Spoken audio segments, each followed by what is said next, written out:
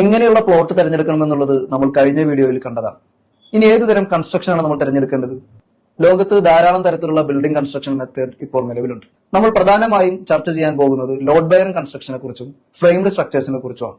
സാധാരണയായി നമ്മൾ വീട് പണിയാൻ ഉപയോഗിക്കുന്നത് ലോഡ് ബെയറിംഗ് സ്ട്രക്ചേഴ്സ് ആണ്. ചുമരിന്റെ എല്ലാ ഭാഗത്തും എല്ലാ പോയിന്റിലും ഈ ലോഡ് അത് മുകളിൽ നിന്ന് ട്രാൻസ്ഫർ ആയിക്കൊണ്ടിരിക്കും. പിന്നീട് ഒന്നുള്ളതാണ് ഫ്രെയിംഡ് സ്ട്രക്ചേഴ്സ്. നമ്മൾ ബിൽഡിങ്ങുകളൊക്കെ കാണുമ്പോൾ കാണാം സ്കെൽറ്റൻ ആയിട്ടുള്ള സ്ട്രക്ചേഴ്സ്, വാളും ഒന്നുമില്ലാതെ കോളംസും ബീംസും സ്ലാബ്സും മാത്രമായിട്ട് എത്ര നില വരെ വേണമെങ്കിലും ഒറ്റയടിക്ക് പൊക്കുന്നത് നമ്മൾ കണ്ടിട്ടുണ്ട്.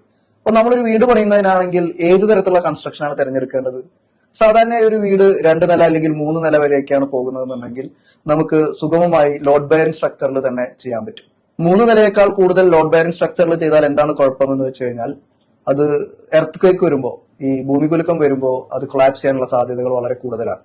കാരണം അതിന് വെർട്ടിക്കൽ ആയിട്ടുള്ള ഒരു ജോയിന്റ്സ് വളരെ കുറവായിരിക്കും. ഹൊറിസോണ്ടൽ പ്ലേറ്റ്സ് പോലെ ആയിരിക്കും അത് ആക്ട് ചെയ്യുക. അപ്പൊ നമുക്കറിയാം, ഒരു ജർക്കിംഗ് സംഭവിക്കുമ്പോൾ ഈ പ്ലേറ്റ്സ് അങ്ങോട്ടും ഇങ്ങോട്ടും നീങ്ങി പോകുന്നത് പോലെ തന്നെ ഈ ബിൽഡിംഗ് കൊളാപ്സ് ചെയ്യാനുള്ള സാധ്യതകൾ ഭയങ്കര കൂടുതലാണ്. ഹൈറ്റ് കൂടുന്തോറും കൊളാപ്സ് ചെയ്യാനുള്ള സാധ്യതകൾ കൂടും. എത്ര നിലയാണ് നമ്മൾ പണിയാൻ പോകുന്ന ബിൽഡിംഗ് എന്നുള്ളതിനനുസരിച്ച്, നമ്മുടെ കയ്യിലുള്ള ഫണ്ടിനനുസരിച്ച് ഭാവി താല്പര്യങ്ങളും കൂടി കണക്കിലെടുത്തിട്ട് വേണം ഏത് തരത്തിലുള്ള കൺസ്ട്രക്ഷൻ വേണം നമ്മൾ തിരഞ്ഞെടുക്കാൻ എന്ന് ആലോചിക്കേണ്ടത്. എല്ലാവർക്കും ഈ വീഡിയോ ഉപയോഗപ്പെട്ടു എന്ന് വിചാരിക്കുന്നു. ഏവർക്കും നന്ദി.